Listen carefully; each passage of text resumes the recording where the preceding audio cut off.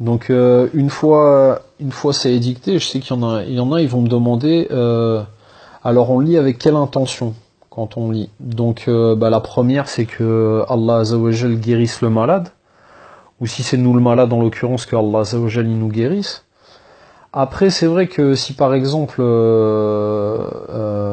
c'est comment dire, il faut cibler son mal, il faut savoir de quel mal on est atteint et lire en espérant que Allah Azza wa Jal va guérir ce mal-là, c'est-à-dire avoir l'intention pour ce mal-là. Après, c'est vrai qu'on peut utiliser la qiraat taswiriya. Par exemple, si une personne elle a une sorcellerie, فَيَتَعَلَّمُونَ مِنْهُمَا مَا يُفَرِّقُونَ بِهِ بَيْنَ الْمَرْءِ وَزَوْجِهِ وَمَا هُمْ بِضَارِّينَ بِهِ مِنْ أَحَدٍ إِلَّا بِإِذْنِ اللَّهِ. Par exemple, ça, on peut le faire en qiraat taswiriya, c'est-à-dire, en fait, il ne pouvait nuire à personne sans la permission d'Allah. Et en gros, on a l'intention que Allah annule le fait que cette sorcellerie nous nuise. Ou falama al-quqala musamajitum bi sihru inna Allah sayubtiru. Et on lit ça en ayant l'intention que Allah annule cette sorcellerie-là, ou l'effet de cette sorcellerie sur nous. Ça, je suis d'accord. Donc ça c'est la deuxième chose, c'est-à-dire on lit la première intention c'est que Allah il nous guérisse. La deuxième ça peut être que Allah annule par exemple la sorcellerie par laquelle on est touché. Après ça peut être si on lit des versets alors que certains appellent versets de torture, mais bon des versets qui parlent par exemple du Jahannam, de l'enfer. On peut lire avec l'intention de demander en gros à Allah Azza wa Jal qui punisse celui qui nous a fait du mal, si c'est un djinn ou si c'est un sorcier. Ça je suis d'accord, mais c'est pas genre je vais le brûler, je vais le torturer. Non non, simplement c'est comme si on faisait une dua à Allah Azza wa Jal en lui disant voilà que cette personne là, moi il y a Allah, je te demande quel est ce châtiment là en gros. Il y a ça. Ou si la personne elle a un djinn, c'est-à-dire elle est possédée, ou voilà, on peut lire aussi ces versets-là pour faire da'wa, c'est-à-dire qu'en fait, pour faire un rappel au djinn, c'est-à-dire le paradis, l'enfer, et là on rentre en fait dans ce que, par exemple, Cheikh Ben Baz il appelait quand il disait qu'on pouvait communiquer avec le djinn, c'est-à-dire tafkir wa ta'alim.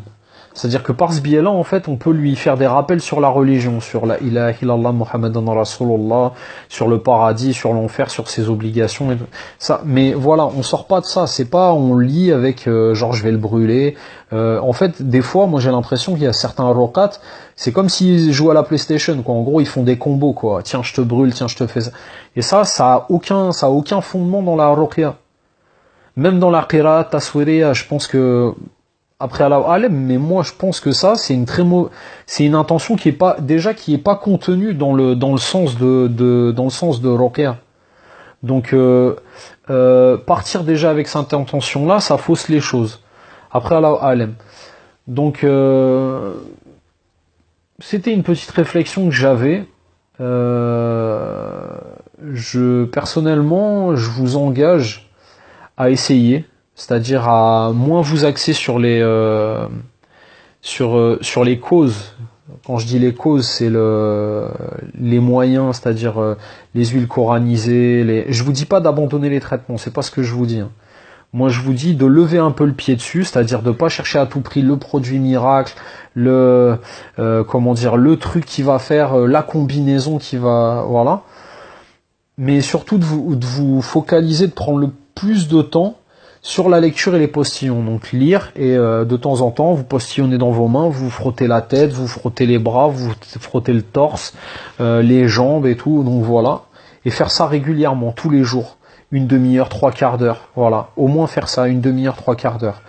Je vais mettre l'article que j'avais fait, je pense que je vais le mettre en introduction de la vidéo, Inch'Allah. Et histoire d'avoir un mode d'emploi hein, sur le comment on lit et comment on fait.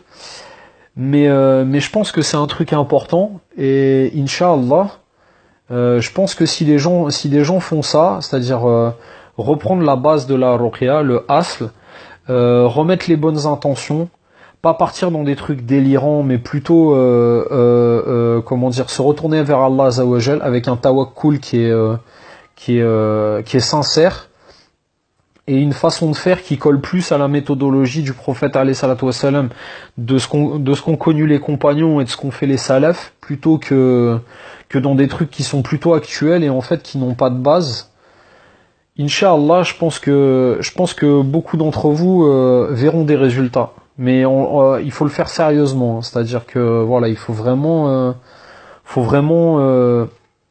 le faire avec volonté, le faire avec régularité, et Inch'Allah, vous verrez des améliorations, je pense beaucoup plus rapides en faisant ça, plutôt qu'en vous concentrant sur des causes qui en fait concernent que 10 ou 20% de ce qu'est la ruqya, et en délaissant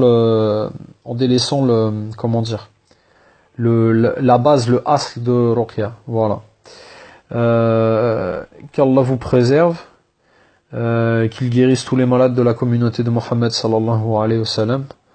Subhanaka Allahumma wa bihamdika ashhadu an la ilaha illa anta astaghfiruka wa atubu ilayk.